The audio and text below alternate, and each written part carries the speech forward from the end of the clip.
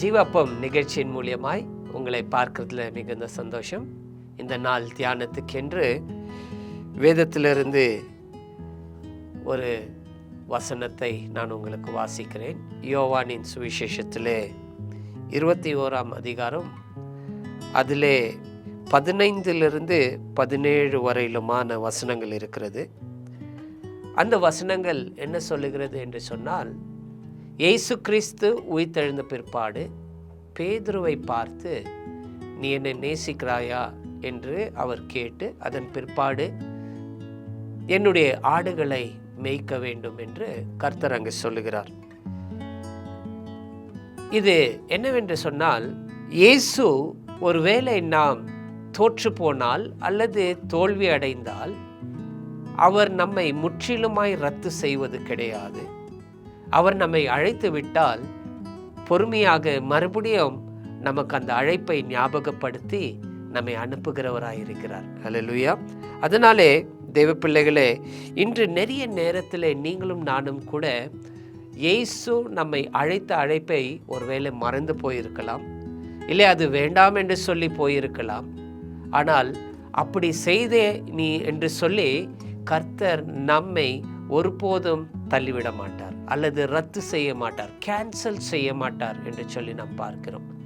அவர் அழைத்தவர் உண்மை உள்ளவர் என்று நாம் அடிக்கடி அதை நாம் ஞாபகப்படுத்திக் கொள்ள வேண்டும். இந்த நாளிலும் கூட ஒருவேளை நான் இயேசுக்காக சரியாக வாழவில்லை, இயேசுக்காக நான் செய்ய வேண்டியதை செய்யாமல் போய்விட்டேன், இயேசுவை விட்டு நான் விலகி பின்மாறி போயிருக்கிறேன், என் வாழ்க்கை இப்பொழுது இயேசுக்குள் இல்லை, என் வாழ்க்கை எல்லாம் போய்விட்டது என்று சொல்லலாம்.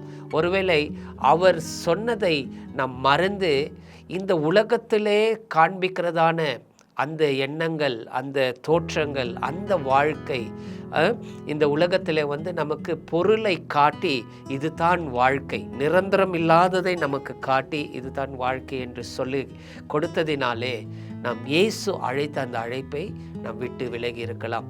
அதனாலும் கூட ஆண்டவர் என்று நமக்கு சொல்லுகிறார் என்ன என்று சொன்னால், அவர் நம்மை முற்றிலுமாய் அவர் அழைக்க மாட்டார். நீ இப்படி செய்து விட்டாயே என்று சொல்லி அவர் நம்மை புறக்கணிக்க மாட்டார். அவர் நிச்சயம் மறுபடியும் நமக்கு ஒரு அழைப்பை கொடுக்கிறார். அது அந்த அழைப்பை நாம் செய்வதற்கு மறுபடியும் அவர் விரும்புகிறது அவருடைய அன்பாய் காணப்படுகிறது. அதனால தான் இன்றும் கூட நம்முடைய வாழ்க்கையில் நாம் எதற்காக அழைக்கப்பட்டோமோ அந்த காரியத்தை நம்முடைய வாழ்க்கையை நிறைவேற்ற அவர் நல்ல தேவன் என்று சொல்லி வேதத்தில் பார்க்கிறோம். அவரே ஆரம்பமும் அந்தியவுமாய் இருக்கிறார். அவரே நமக்கு நல்ல காரியங்களை செய்ய ஆரம்பித்திருக்கிறார்.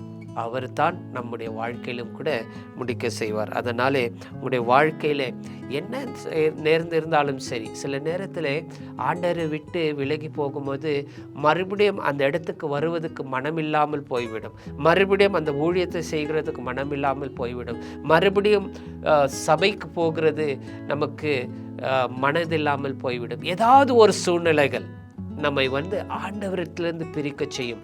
அவர் நம்மை அழைத்த அந்த அழைப்பில் நிலைத்திருக்காதபடிக்கு செய்கிறது. அதனால தான் ஆண்டவர் ஒரு விஷயத்தை ஒருவேளை பேதுருவுக்கு, நீ இப்படி செய்து விட்டாயா, இனி நீ எனக்கு தேவையில்லை என்று சொல்லியிருந்தால் நாமும் கூட மறுபடியும் ஆண்டவர்கிட்ட வருவதற்கு யோசித்து இருக்க வேண்டும். ஆனால் இந்த இடத்துல பார்க்கிறோம், இயேசு மறுபடியும் பேதுருவை மன்னித்து அந்த அழைப்பை ஞாபகப்படுத்தி அனுப்புகிறார். அதன் பிற்பாடு பேதுரு வல்லமையான ஊழியத்தை செய்து கர்த்தருடைய சித்தத்தை நிறைவேற்றினார் என்று சொல்லி பார்க்க. அப்படிதான் ஒவ்வொரு தெய்வ பிள்ளைகள், நீங்கள் கூட ஒரு வேலை சோர்ந்து இருந்தால் கர்த்தர் நம்முடைய பாவங்கள் எல்லாவற்றையும் மன்னித்து நமக்கு அழைத்த அந்த அழைப்பை மறுபடியும் செய்யும்படிக்கு உதவி செய்வாராக. நாம் ஜெபிக்கலாம்.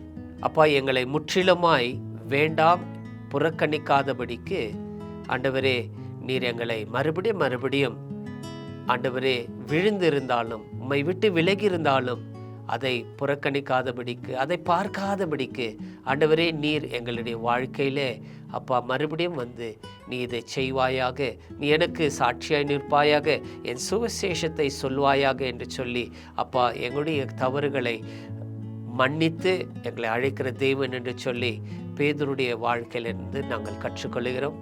அதனாலே என்னோடு கூட ஜெபிக்கிற ஒவ்வொரு தெய்வ பிள்ளைகள், ஊழியக்காரர்கள், சபையில் லீடர்ஸுகள், சபைக்கு போகாதவர்கள், ஐக்கியத்தில் இல்லாதவர்கள், இதோ நான் போனால் அங்கே எனக்கு எப்படி போவது, எனக்கு விருப்பமில்லை என்றதான சில காரியங்கள், அல்லது இந்த உலகத்தினுடைய இன்பங்களுக்காய் விழுந்து போயிருந்தால் அவர்களை மறுபடியும் தூக்கி எழுப்பும்படிக்காய் ஜெபிக்கிறேன். எங்கே விழுந்து இருக்கிறார்களோ அப்பா எங்களுக்கு தெரியாது, ஆனால் உமக்கு ஒருவருக்கு மாத்திரம் எல்லாம் தெரியும்.